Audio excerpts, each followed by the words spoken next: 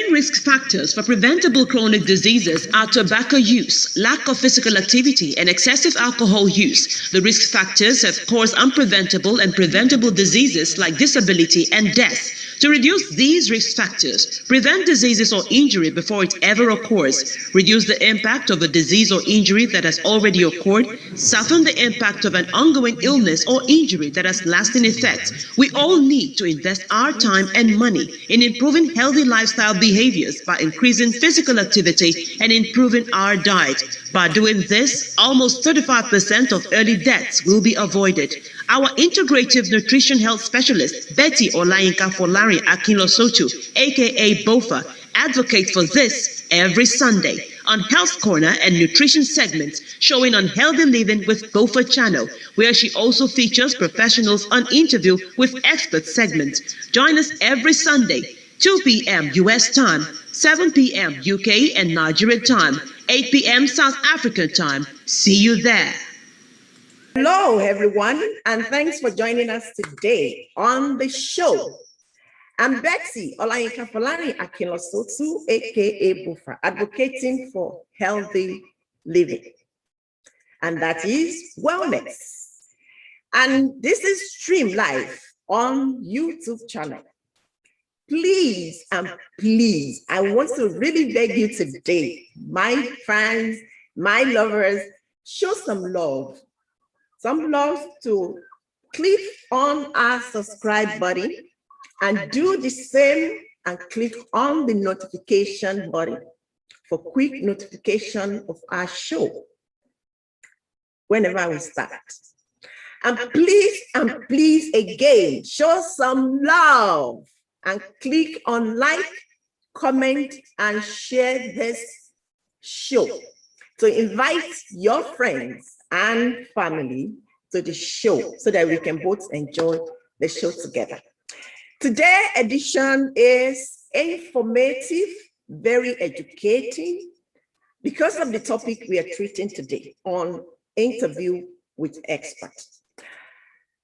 I believe we are all familiar with what I call herbalism, the study or use of medicinal herbs to prevent and treat diseases and ailments. And I'm also sure that you know what we call conventional medicine.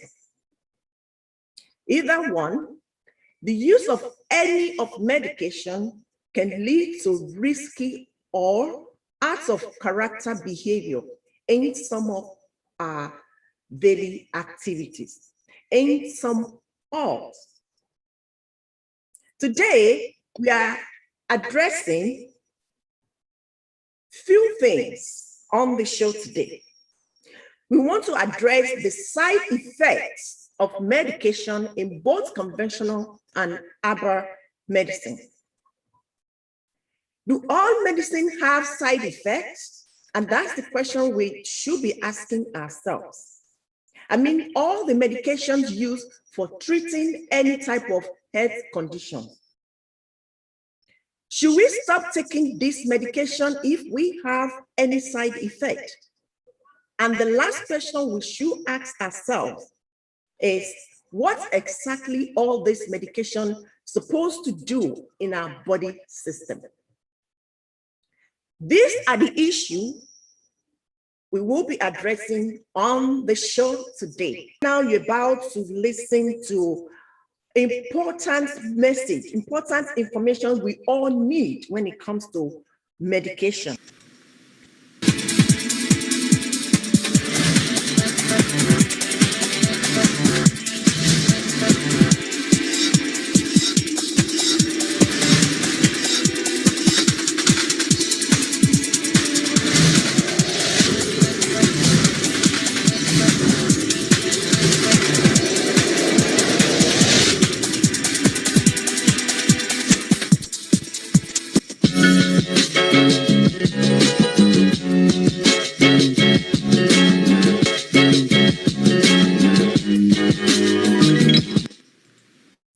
Welcome back to interview with expert we've all been waiting for.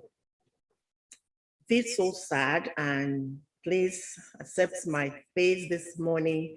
It's because of the news that I got, it turns me off. So don't wish anybody dead. We just want to be alive. Even though we are going through a lot of things in Nigeria right now, we still want to be alive to see the good part of Nigeria.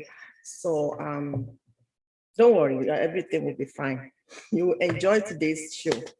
So welcome back to Interview with Expert segment. Today we have on the show Ms. Olabimpe Olayinka. She is here to answer all the questions you and I have on the effect of medication we take, either once a while or in a daily basis. Olayinka is a pharmacist. She holds a bachelor's degree in pharmacy from University of Ibadan, Nigeria. She has a master's in pharmacognosy from the same institution, from the same university, University of Ibadan. Ms. Olayinka works as a researcher with Phyto-medicine Research Group, University of Ibadan, Nigeria. Currently, she aspires to develop drugs from African herbs for cancer treatment. Please join me in welcoming my sweetheart, Mrs. Olabimpe Olayinka. You are welcome on Interview with Experts. How are you? I'm fine, Ma. Thank you very much, Ma. It's indeed an honor to be here this evening, and thank you so much to our viewers too. Thank you so much. First of all, before we proceed, I would like to say thank you for joining us on the show today to support this initiative to promote health. There are some few questions we want you to answer on the show today. Am I permitted to proceed? Oh, yes, Ma. You're permitted, Ma. Thank you so much. Viewers, before we proceed, let me remind you, please don't forget to like and share this show. You can also leave your questions right there below the video for our guests. You can also send it to my WhatsApp. The number is behind me, and the number is 917-889-6854. Just the message, no call. Right? Thanks for doing so. Ms. Olayinka, let's get started. Okay, ma'am. Your profile shows you studied pharmacy and also aspire to develop drugs from natural herbs, which is basically called phytomedicine. Yes, what is the difference between pharmacology and phytomedicine? Of course, we know it is herbal medicine with therapeutical and healing property. Which one is safe and most effective? Thank you very much, Ma. From ancient times, our forefathers, our ancestors, before the advent of science, are known to use herbs. They go to the farm, pluck some leaves and some barks of trees, take it together in form of medicine to treat several diseases and to maintain their good health. With the advent of science, these things went further to study the active ingredients, which is, we wanted to know what is really the active chemical ingredients in these plants that are responsible for these activities. Mm-hmm. And that is what we do in pharmacognosy. Pharmacognosy is the study of drugs or crude drugs from plant origin, natural origin generally, microbes, plants, animals, and mineral sources. While pharmacology goes on further to study the mechanism of action of these chemical agents, how do they elicit their response, what is the effect of these drugs on our body system, and how do our body system respond to these drugs. Then we talk about the doses of these medications, we talk about the side effects and the efficacy, the therapeutic effects of these drugs. Mm-hmm. Now, speaking on which is safe and which is most effective, the product of all these scientific studies is either going to be a herbal medicinal product or a conventional medicinal product. Mm-hmm. Now, with detailed scientific studies, we have come to realize that herbal medicine products are effective. And also they have the safety concerns that is general belief in the community that herbal medicines are generally safe. No, they are good, they are effective, but they are not generally safe.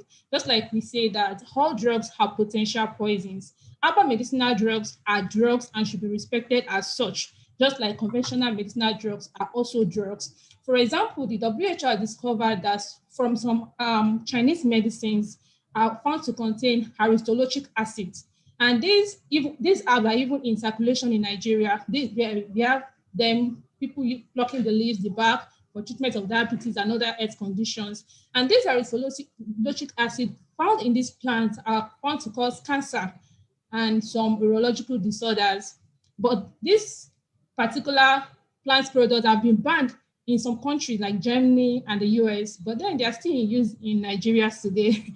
So this brings us to, it depends on how much of information we have on the particular drug we're using, whether it being herbal product or a conventional medicinal product. Thank you, Ma. Wow, wow, wow. You see, it's very important we know what we put in this mouth. I mean, what I mean is, if you want to drop anything in your mouth, you should know what you are getting from it, what it's doing to your body. We don't just want to pick. I just said a few minutes ago that whatever goes into your body as a medication must be prescribed by health practitioners, doctors. But these days, we don't care. We just take anything we like. And what I believe it is good to know what to expect from medication we take for any health problem, so that we have a realistic idea of what it can do for us, for our body. Now, the question is, what do these pharmacological treatments do or supposed to do in our body? And why is it important people must take either one, I mean, herbal or conventional, seriously or religiously? Thank you very much, Ma. I have to reiterate your point, the point you just mentioned, that whichever drug anybody is taking should be delivered by a professional, by experts, whether it being a herbal medicinal product or a conventional medicine product. It should be delivered by an expert, and an expert should be able to tell you what you expect from the drug and the expected side effects of the drug and what you should watch out for in these drugs. Now, drugs generally, how do they act in the body? Drugs act by targeting specific receptors or chemical agents in the body that they bind to elicit their response. So whether it being a herbal product or a conventional medicinal product, this is generally what they do. They target specific enzymes or specific receptors or chemical agents to elicit their response. For example, there are some antihypertensives we call calcium channel blockers. So what they do is they block calcium inflow into some into the myocardium. So, and there's the anti-malarias. What does anti-malaria do? When they get into the body, they target the Plasmodium falciparum. So that's the pathogen that causes malaria. So these are several ways that drugs elicit their action in the body. Thank you, Ma. Thank you so much. I have a question online, because I'm going to be giving you as the question is coming, I'll be reading them to you, because it's better to answer the question from the viewers than the one I'm going to ask you. So I have one question from Mr. Godwin Ugoli. He says that, can we combine herbs with orthodox drugs for treatment of disease? Oh, thank you, Ma, for the question. That is what we advocate in our research group. We promote the WHO traditional medicine strategy, which looks at a way of universal health coverage, where herbal medicinal products are incorporated into the universal health delivery system. So where we have herbal medicine recognized treatment, and we have conventional medicine recognized treatment, and they're used integratively, just like what you do on Bova TV, integrative healthcare. So for the populace, and there are some countries that have been able to develop policies and incorporate this into the healthcare delivery system. We have countries like Ghana, and some countries like Germany, India, they've been able to incorporate herbal medicine treatment into the universal health coverage. And they do this by having their herbal doctors, trained herbal doctors that actually went to school to study herbal medicine. Like we have trained medical doctors, and their herbal hospitals. They are standardized herbal regimens with dosing. They go through diagnosis, dosing, their documented response and effect of these drugs. And this was how they were able to identify the aristolochic acid I mentioned in some Chinese herbs, because there was pharmacovigilance. The same way we have pharmacovigilance for conventional drugs, this is reporting of side effects of these drugs. There are also in countries where these herbal medicine and complementary has been incorporated into the universal health coverage, they also pharmacovigilance for herbal products too. So, but unlike what we don't have in Nigeria right now, everybody takes herbal products, but there is no platform to report the side effects of these herbal products. We only have pharmacovigilance for the conventional medicines. So that is very possible, and that is what we're advocating for. Because what happens right now, I belong to two different fields that really agree, which is conventional medicine and herbal medicine. So it's like a man that married two wives. But then there's a way to incorporate both into our practice to promote national development and universal health coverage. Thank Wow. You see, I also did pharmacology in when I was in college, and my professor was the one that made me hate medication. I mean, conventional one, because when he was teaching us, those things that we don't have any idea of. When I heard it, I'm like, seriously, I'm not going to take this medication. Since then, I don't really take medication, because we made to understand that those conventional medication don't really cure some health conditions, some diseases or illness, infection permanently. They only reduce some symptoms, and once the time frame the medication is supposed to last in your body system, the symptoms comes back. I said, really, no wonder we have the diabetic patient or this and that, and they place them on medication for the rest of their lives. I said, really? So it's better to go down to the roots, because I believe that root herbs are part of the thing, ingredient they use for this conventional medication. So why are we not just going down to the root and take the root, for instance, ginger, and others like that? Why not just eating that? You see, so now doctors or pharmacists do tell us to try to follow direction as closely as possible, as in dosage. However, mistake is inevitable. Error can happen anytime. When you are taking medication, maybe you take it incorrectly or overdose and stuff. What should people do if they realize that they may have taken a dose incorrectly? Thank you very much, Ma. I'll answer. You asked me two questions just now, and I'll answer. Why there's many of the conventional drugs we have, just like we talk about even a common anti-malaria, Artemisa lumefantrine. The Artemisa was actually gotten from the Artemisia annua tree, and same for chloroquine too, which was gotten from cinchona. But then if we limit it at that, let's all be taking the roots, we wouldn't have enough to sustain the population. We wouldn't have enough cinchona tree to sustain the entire population. And that was what brought about synthesis of these chemical compounds. But now that's why we're advocating for integration. Let's have both in the healthcare delivery. For example, there is for sickle cell patients, the cyclavite is a herbal preparation like gotten from the seed of Cajanus cajan, where we can classify it as a nutraceutica. And about sickle cell patients take it along with the same way they take their folic acid, which is a conventional medicine, and both give them better health. So going to answering the question about what should a person do if they've taken a dose incorrectly? The best thing to do would be to refer to the health practitioner that gave them the medication with the drug, and then go to the health practitioner to make a complaint, because different drugs have different effects. If they've taken a wrong dose, if the dosing of drugs are actually within a range. So if the range of the dose they took is still within the acceptable range, there may not be any problem.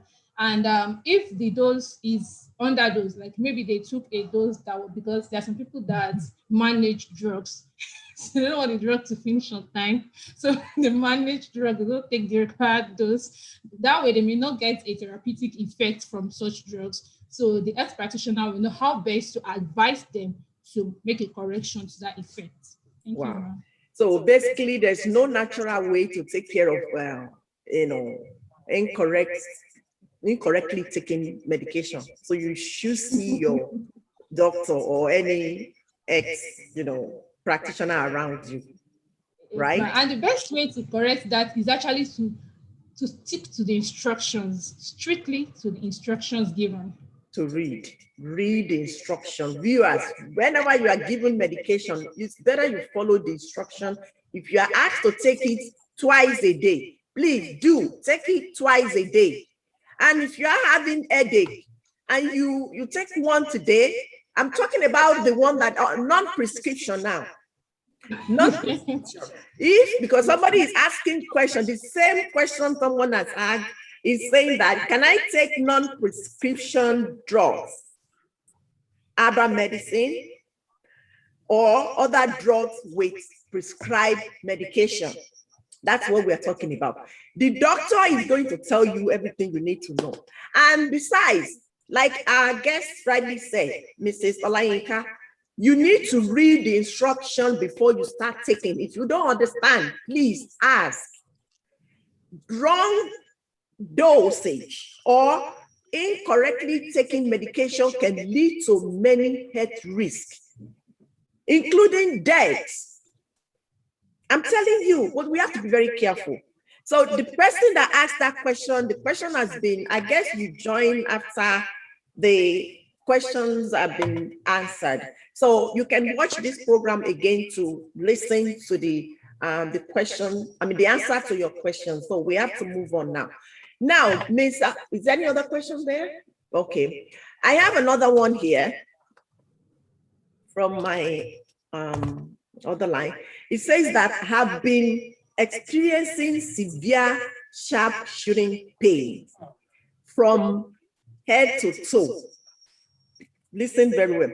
For the past 6 months, I consulted my physician who referred me to a neurologist.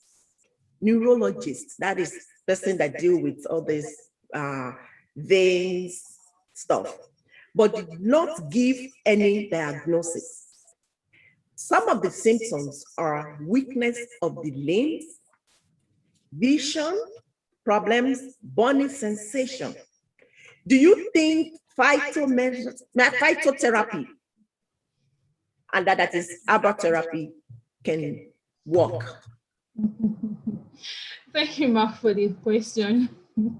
The doctor did right by referring this particular person to a neurologist, because this is a neurological condition that needs to be taken care of by an expert neurologist. Now, going to the question of if herbal medications can be used in treatment. Well, there are some herbal medications that can relieve the symptoms. But then, if this person is going to use herbal medications for the treatment, I would advise this person to consult an expert and not just take a herbal preparation or herbal medicine from a friend, because many people say, this works for me, you should use it too, because so that they don't damage any other thing further in the body. And the neurologist also should be aware that this person is also taking some herbal preparation alongside the conventional drugs that he's taking. Thank you, ma'am. Wow. I have another question, but let's go to the next question. It's still asking about taking medication without prescription.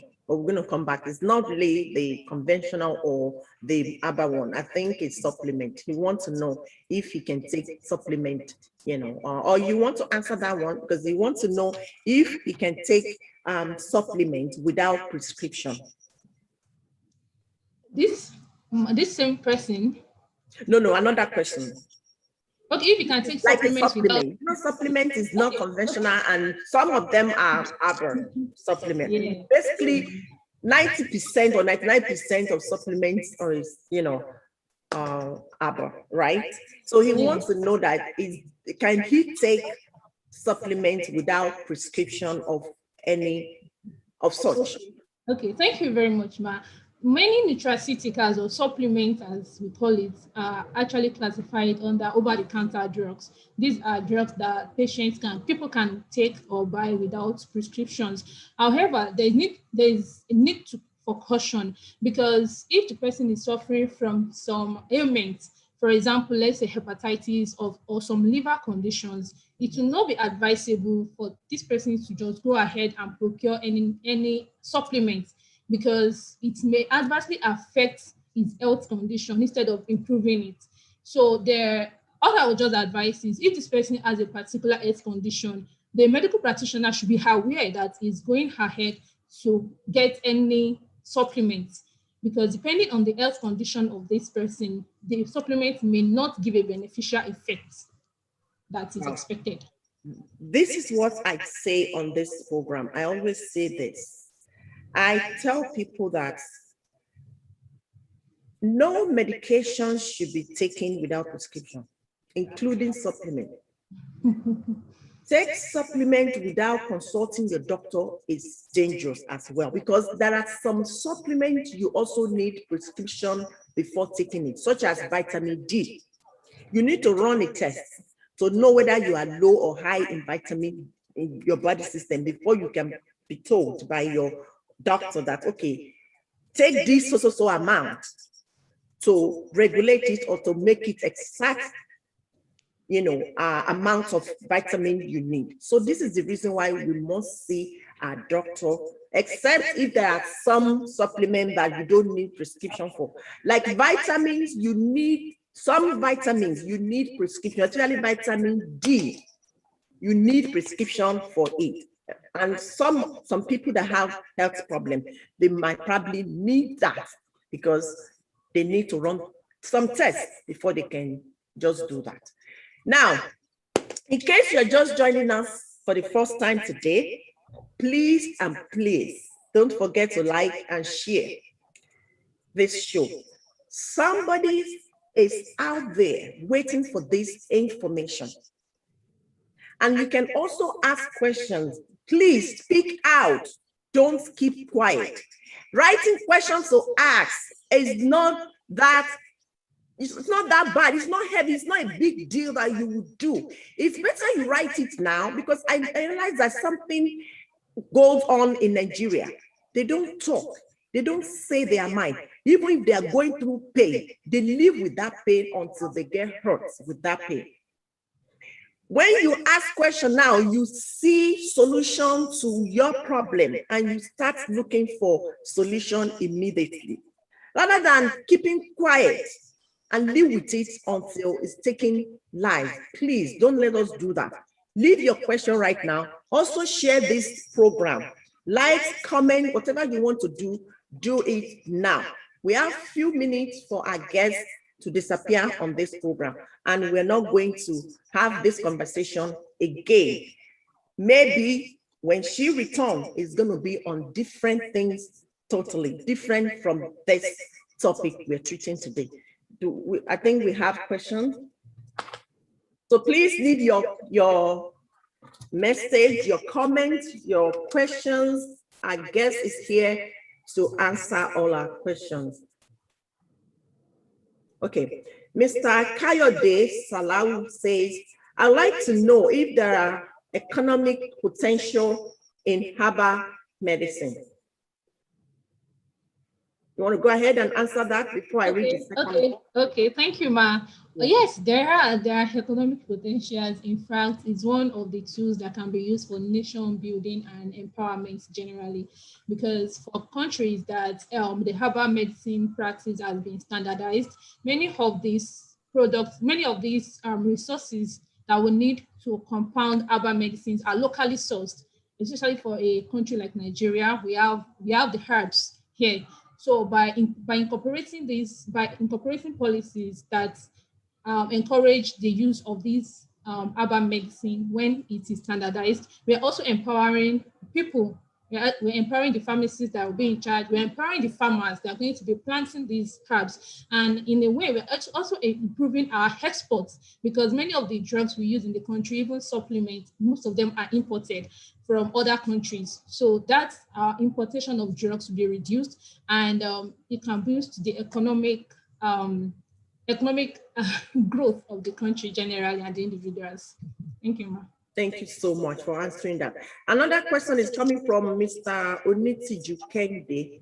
Says that what drugs a patient with abdominal tumor can take after operation with 5 years if such person feel a little pain in his stomach, or food can be taken?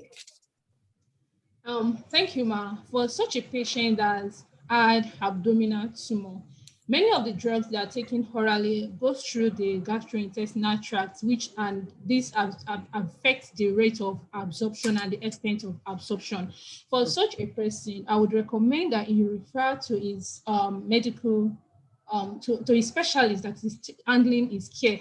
So he would know the state of the gastrointestinal tract to be able to identify the particular pain medication that will be appropriate for him in this particular sense.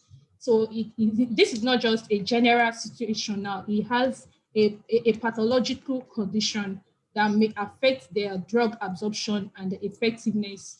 That's right. So that would be my recommendation. That's right. Thank you so much for answering that question. Exactly, that's what you do.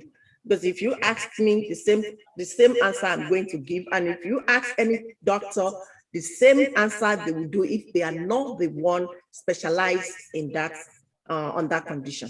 Now, let's talk about storage. Storing our medication. Some people store their medications in the bathroom cabinet. Some store theirs on the bottom shelf of any cabinet that has under the cabinet lighting. Some people don't even care. They just drop them anywhere in the house. The question is, how should we save or store our medication, both the supplement, the conventional, the herbal one? How do we store them? Where is the best place to store in our home? Thank you very much, Ma. Like I said, all drugs are potential poisons, and they should be respected as such.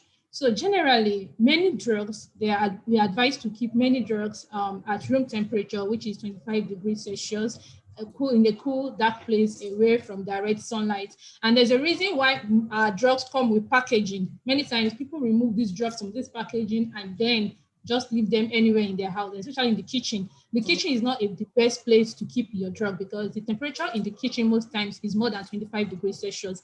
And then this heat and light exposure affects the integrity of these drugs. We find out that these drugs are already breaking down before you are even taking them. So most times you're even taking the toxic products of the drug instead of the drug itself. And then there needs to read the labelings of drugs or drug inserts to know the appropriate way to store it, because there are some drugs that are thermolabile, even some liquid preparation, not necessarily injectables now or vaccines. There's some liquid preparation that are thermolabile that should be stored in the refrigerator. They specify the particular temperature for a refrigerator. Drugs that are to be stored below 4 degrees Celsius are to be stored in the refrigerator. And generally for herbal medicine products, I want to say many people prepare these products. They take the leaf, maybe they prepare a decoction or a mixture, and then I've seen people leave a leaf that they squeeze inside water and leave it inside cake, put it on the floor for months, and then they tell you it is still good. Because the herbal preparation doesn't mean that when you've taken the leaf inside water, and the same way human beings need water to survive, microorganisms too, they love water. So Right. far you're using water to make that preparation and you're leaving it outside, you can see microbes growing in it, just that you won't see with naked eyes. But what you're taking after a month, after 3 months from that keg is just a large population of microorganisms into your body system, not just the herbal preparation again. So for people that prepare these things at home, it's advised that whether they warm it daily or they keep it in the refrigerator. If you are making a herbal preparation at home, keep it in the refrigerator. That will reduce the level of microorganism activity in it, or maybe a decoction that you warm every day, or that is just it. And for drugs generally, maybe herbal preparation or conventional drugs that be kept away in sight of children, drugs that be kept away from children, even if it is bitter leaf decoction, you shouldn't leave it where a child is, because the child will keep drinking and drinking, and you can never tell what will happen to that child at the end of the day. Thank you very much. Thank you so much for answering that question. In fact, I always tell people on the program that the best way to prescribe both the food, the medication and stuff is in the fridge, especially the food. If you refrigerate your meal, your food, it looks like fresh all the time. And that is why we always advise people on frozen vegetables. Frozen vegetables are directly from the farm to the refrigerator in the store. And once you get it from the store, you also take it back to your own refrigerator if you are not consuming them immediately. So refrigerator is the best way to prescribe or to store your, some of your things, not all the food, not all the medication like our pharmacist just mentioned. Now we have another question that I'm going to read now, and this is coming from Mrs. Akabugu. Sorry if I don't pronounce your name nice. Chidima. Why does malaria vary in symptoms with different individuals? Okay. Thank you, ma'am. Thank you for mentioning different individuals. We are different. We have different genetic makeup, and we even have different strains of the Plasmodium. We have different environment. Our immunity is different. So, and our exposure, what we are exposed to in the community is different. So that's what brings about the differences in the manifestation of the symptoms of malaria. But then there are some general symptoms like fever that you can identify with people that have malaria. So that is why symptoms are not the best ways to diagnose any medical condition, be it malaria or any other one. That is why there needs to carry out a diagnostic test to be sure, okay, this is malaria or it is some other thing. Thank you, ma'am. Thank you so much. God bless you. The last question for you on this segment before I say bye, I want you to give your best advice on self-medication, because this is killing us. It's really killing us. And it happens to me too. I have a daughter that always wants to take medication. I always fight with her. So and she's watching right now. Maybe if she's hearing from the expert, she will give me a breathing, space in the house. So I want you to advise our people from home, both home and everywhere in the world, your advice on self-medication in 1 minute. Okay, thank you very much, Ma. In everything, self-medication is very wrong. It is not right. And even if you look at the drugs that are over-the-counter medicines like paracetamol and the likes, it is written there that even after using the drug for 3 days and you don't get reasonable results, you should consult your doctor. But many people don't do that. Why it is dangerous to self-medicate? Even I myself as a pharmacist, I don't self-medicate because I would not be objective about my own diagnosis. So I don't self-medicate. So it is best to consult a practitioner. There are times people think, oh, I have malaria, I'm having chills. And then by the time you carry out some tests, you find out that it may be a liver disease, or maybe even cancer, or even pregnancy. And then it's all these medical conditions. There are some drugs that should be avoided. For example, there are some pregnant women that that claim they're having malaria, and then they've taken some drugs. Maybe they took the wrong drug, maybe tetracycline, and drug that should not even be taken in pregnancy. So that is why they need to consult an expert, a professional in that field, and get the proper diagnosis. That's my answer. Thank you so much. I want to say God bless you for even accepting to join us on the program today and start sharing your wisdom, your knowledge, your experience so far. I want to say thank you so much. And I also want to say congratulations in your aspiration for developing a medication or drugs through herbal medicine. Thank you so much. That's all we can educate today on Interview with Experts. I'm sure you all learned one or two things from our guests today. Please and please share this program to inspire, to educate, to even help others. We need this information in our community, in our homes, individually, personally, collectively, we need it. Please share and share. So we want to say thank you to our guests. Right now, we want to take a short break and come back to Health Corner that will take us to our nutrition segment. So I want you to please stay with us.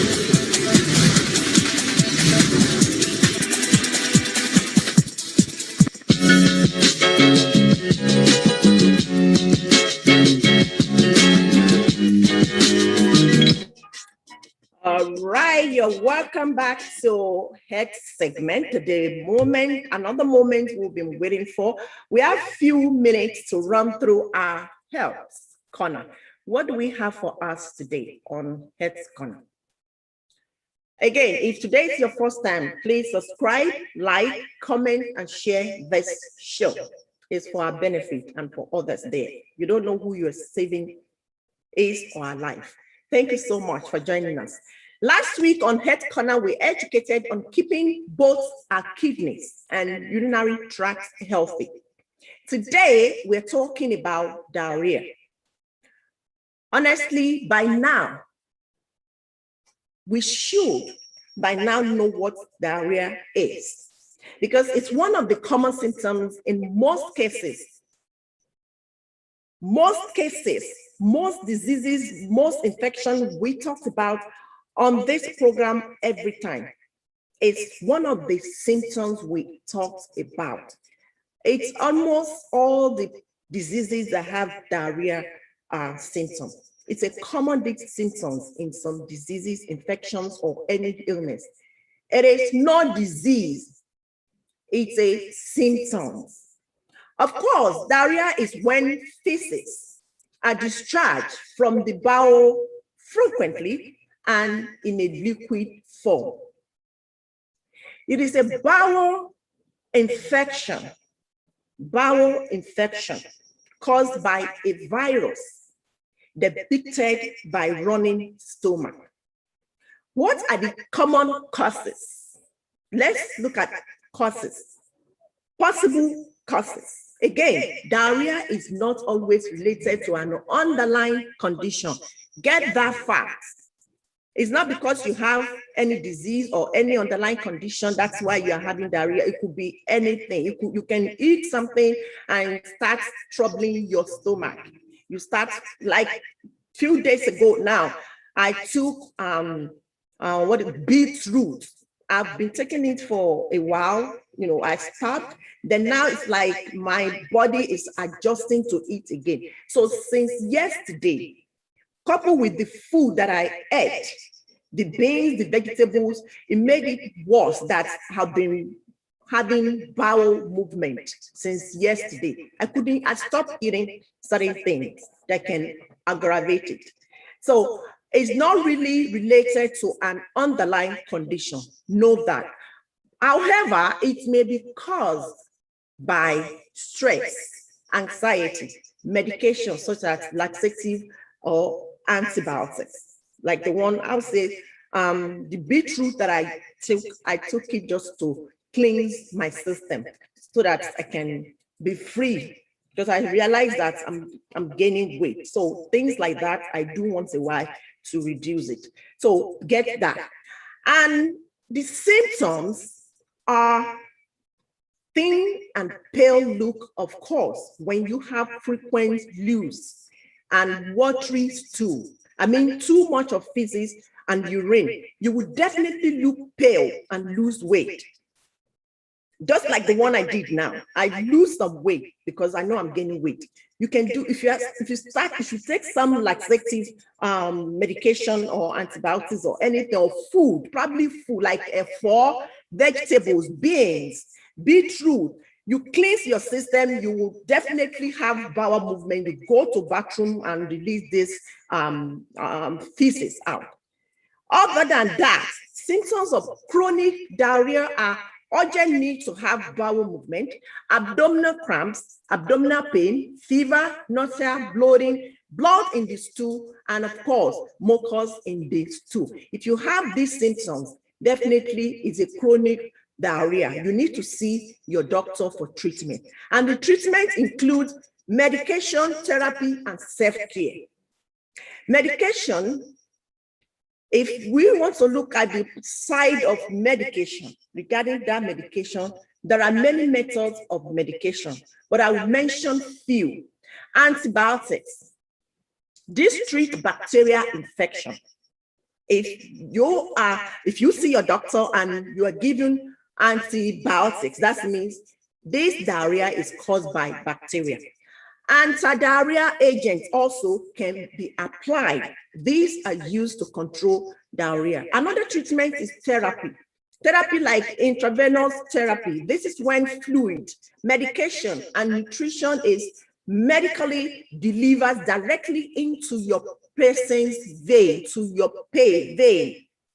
When you are taking IV, maybe you lose so much water, but nothing in your stomach, they will quickly apply IV, intravenous therapy, we call it like that, to pass the food and the fluid back to your body system. And the route of administration is commonly used for, like I said, rehydration, or to provide nutrition for those who cannot consume food or water by mouth. There's a lot of things happen in the hospital, and this is done to help them out. Here are some questions you need to ask yourself to prevent yourself from this infection. Question number 1, how is this condition transmitted? Yes, it can be transmitted easily if infections and this disease is severe and it lasts several days or weeks. It can be transmitted easily. If the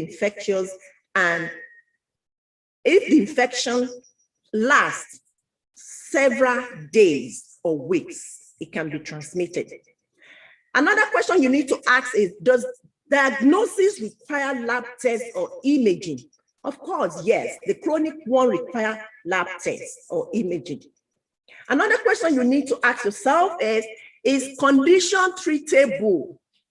Of course, it is treatable by medical professionals. You can't do it yourself. If it is a chronic condition, you need to see a medical practitioner for that.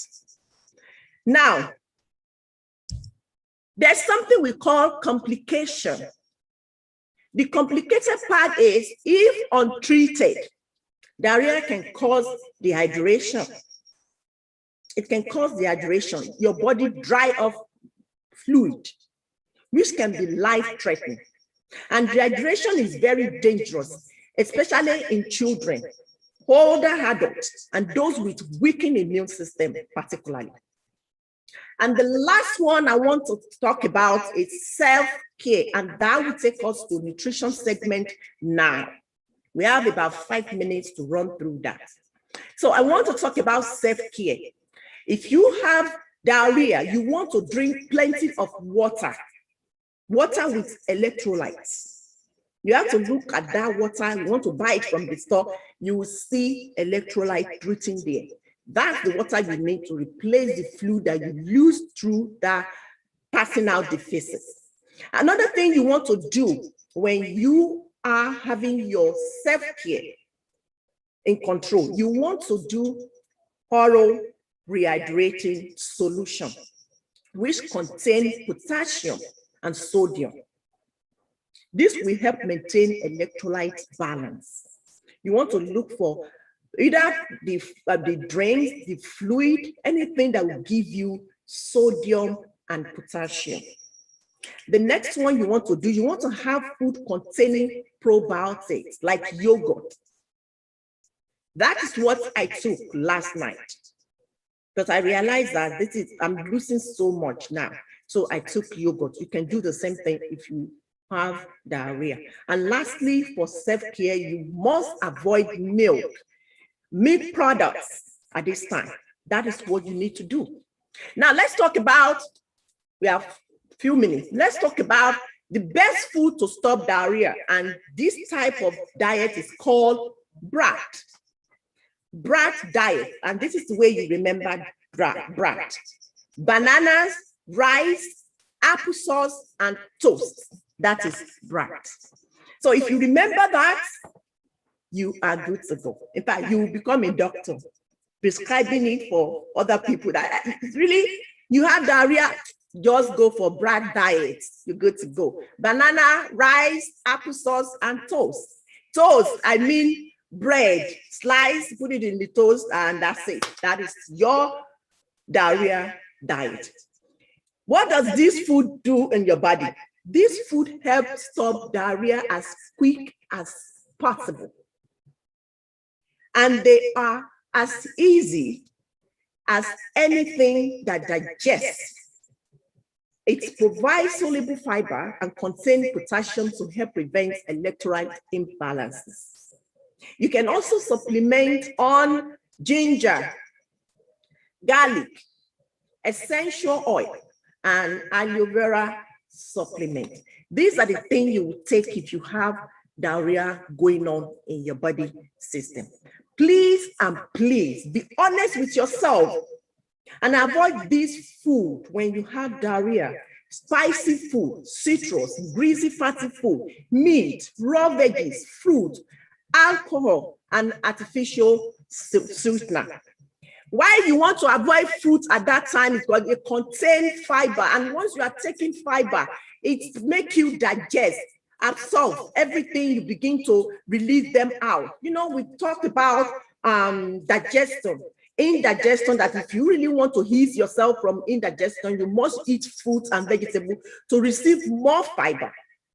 So that is why you have to avoid fruits at the time you are losing fluid and some other electrolytes in your body system. So avoid all this. If you can religiously follow these techniques and be honest with yourself on BRAT diet, the symptoms will go away within 1 to 2 days. Trust me. I believe somebody has been educated today. Trust me, this is all we can educate on healthy living with Bofa show. Until next week, Sunday, take this with you from 3 John chapter 1, verse 2, which says, "Dear friend, I hope all is well with you and that you are as healthy in body as you are strong in spirit. To strive spiritually is our first order of business, and it should be. When our bodies, our values, and our rebellious appetites are surrendered to spirit, we will make choices that lead to greater health. I wish you all safe and good health. Please don't forget to share this program. I love you all. You are the best in everything we do on this program. Without God and you, things will not be possible on this program. So I want to say thank you so much for joining us, for being part of this show today. I love you all. Until next week, stay healthy, eat well, and look great. I'm Betty Olayinka for Larry Akinosotu, aka Bofa, advocating for healthy living. Love you all.